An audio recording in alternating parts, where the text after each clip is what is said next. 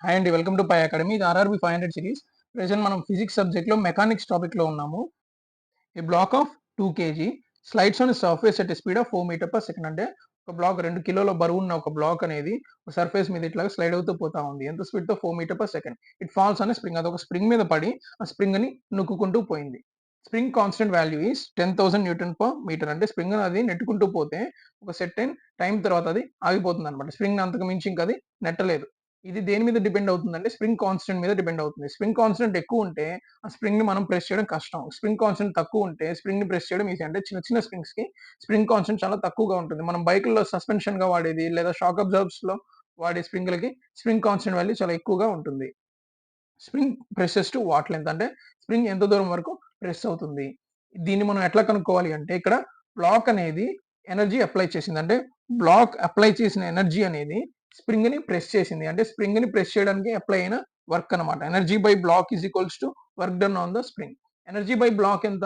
ఆ block move అవుతూ వచ్చింది కాబట్టి it is kinetic energy half mv square is equals to ఇక్కడ వర్క్ డన్ ఎంత? స్ప్రింగ్ మీద ఎంత వర్క్ అప్లై అయింది? స్ప్రింగ్‌ని కంప్రెస్ చేయడానికి ఎంత వర్క్ అప్లై అయింది? అంటే స్ప్రింగ్ డిస్టెన్స్ చేంజ్ అవుతూ వచ్చింది. అంటే స్ప్రింగ్ లెంత్ చేంజ్ అవుతూ వచ్చింది. అలాంటప్పుడు వర్క్ డన్ ఎట్లా కనుక్కుంటారంటే ఇంటిగ్రేషన్ కాన్సెప్ట్ ద్వారా కనుక్కుంటారు. Integration of F DX is equals to integration of మనకి హుక్స్ లా ప్రకారము ఒక స్ప్రింగ్ మీద అప్లై అయ్యే force is equals to K into X. K అంటే స్ప్రింగ్ కాన్స్టెంట్ ఇంటూ ఎంత లెంత్ చేంజ్ అయింది. ఇక్కడ F is equals to KX అయితే ఇది డిఎక్స్ అయితే దీన్ని ఇంటిగ్రేట్ చేస్తే మనకి ఏమొస్తుందంటే హాఫ్ ఇంటూ ఎక్స్ స్క్వేర్ వస్తుంది. అంటే ఎక్స్ ఇంటిగ్రేట్ చేస్తే ఎక్స్ స్క్వేర్ బై 2 మనకు ఆన్సర్ వస్తుంది అనమాట. దాన్నే మనం ఇక్కడ యూజ్ చేసుకుంటాం. హాఫ్ కే ఎక్స్ స్క్వేర్ మనకి కాన్సెప్ట్ అంతా మనకు అవసరం లేదు.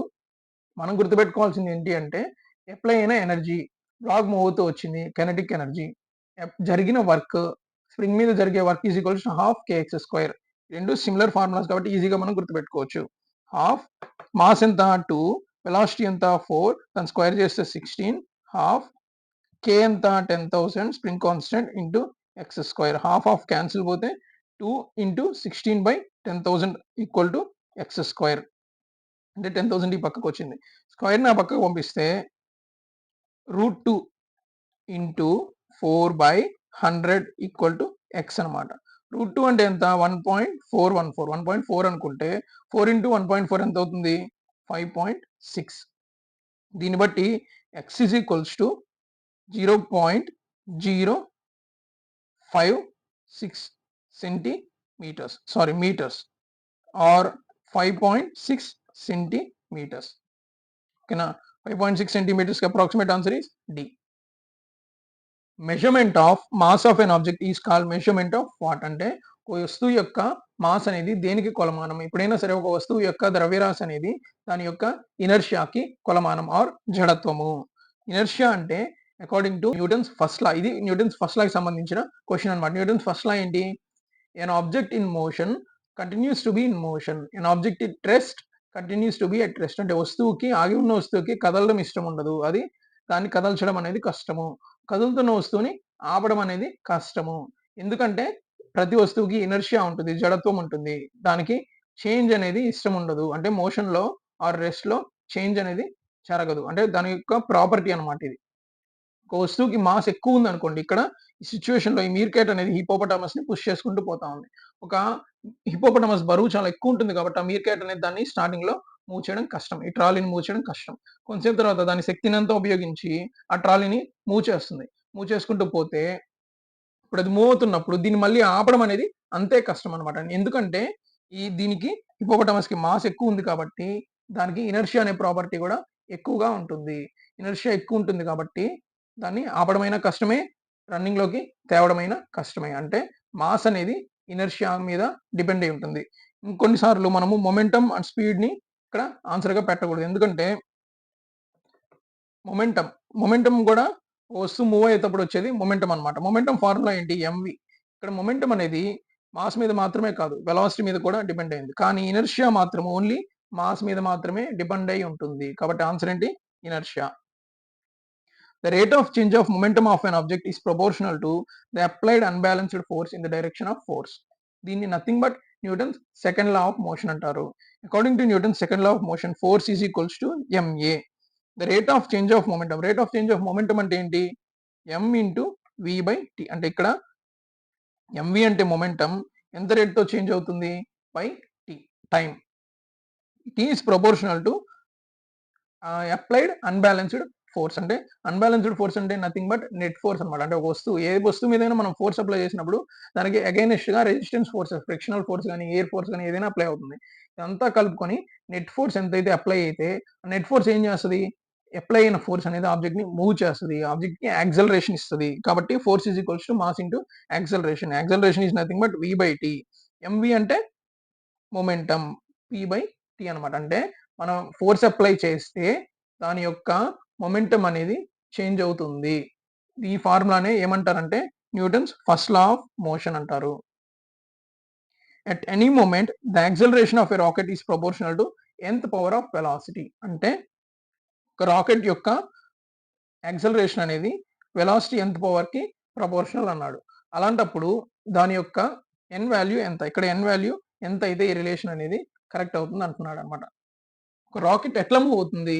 రాకెట్ లోపల గ్యాసెస్‌ని బర్న్ చేస్తే ఆ గ్యాసెస్ అనేయి కిందకి థ్రస్ట్ అప్లై చేస్తాయన్నమాట. రాకెట్ ఈక్వేషన్ ఇక్కడ ఉంది చూడండి ఒకసారి. Rocket equation is equals to velocity into dm/dt. ఇక్కడ v అంటే బయటకొచ్చిన గ్యాసెస్, ఎగ్జాస్ట్ నుంచి బయటకొచ్చిన గ్యాసెస్ ఎంత వెలాసిటీతో బయటకొచ్చాయి. dm/dt ఇక్కడ మాస్, గ్యాసెస్ యొక్క మాస్ అనేది ఎంత తగ్గుతూ వచ్చింది. అంటే ఎంత కన్జ్యూమ్ అయితే అంత వెలాసిటీతో అవి బయటకొస్తాయన్నమాట. అప్పుడు కిందకవి ఫోర్స్ అప్లై చేస్తాయి. According to Newton's third law of motion for every action there is an equal and opposite reaction. Gases burn అయ్యి కిందకి ఫోర్స్ అప్లై చేస్తే ఈ ఫోర్స్ ఆటోమేటిక్‌గా ఒక రియాక్టివ్ ఫోర్స్‌ని అప్లై చేస్తుంది. అదే నథింగ్ బట్ ma.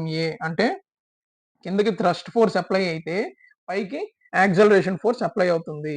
ఆ విధంగా రాకెట్ అనేది పైకి మూవ్ అవుతుంది. థ్రస్ట్ ఫోర్స్ వల్ల రాకెట్ అనేది పైకి మూవ్ అవుతుంది. కాబట్టి thrust force is equals to v into dm/dt is equals to పైకి రాకెట్ మూవ్ అయిన ఫోర్స్ అన్నమాట. m into a. దీని నుంచి మాస్ కాన్స్టెంట్ వాల్యూస్ కాబట్టి యాక్సెలరేషన్ దేనికి proportional?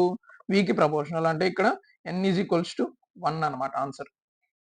Option A. If we move the tree branch fast then some of the leaves get detached from the tree. అంటే ఒక చెట్టుని మనము స్పీడ్‌గా ఇట్లా ఊపితే, చెట్టు కొమ్మని మనము స్పీడ్‌గా ఊపితే కొన్ని ఆకులని కింద పడిపోతాయి. దీనికి కారణం ఏంటి అంటున్నాడు. అంటే మనం చెట్టు కొమ్మను ఊపాం. ఆకుల్ని మనం డైరెక్ట్‌గా ఎటువంటి ఫోర్స్ అప్లై చేయలేదు. ఏమవుతుందంటే ఆకులు ఇనీషియల్‌గా రెస్ట్‌లో ఉన్నాయి. According to Newton's first law, an object in rest wants to be at rest. An object in motion continues to be in motion. అంటే ఇక్కడ ఆకులు ఇనీషియల్‌గా రెస్ట్‌లో ఉన్నాయి కాబట్టి దానికున్న ఒక ప్రాపర్టీ ఏంటి అంటే ఇనర్షియా.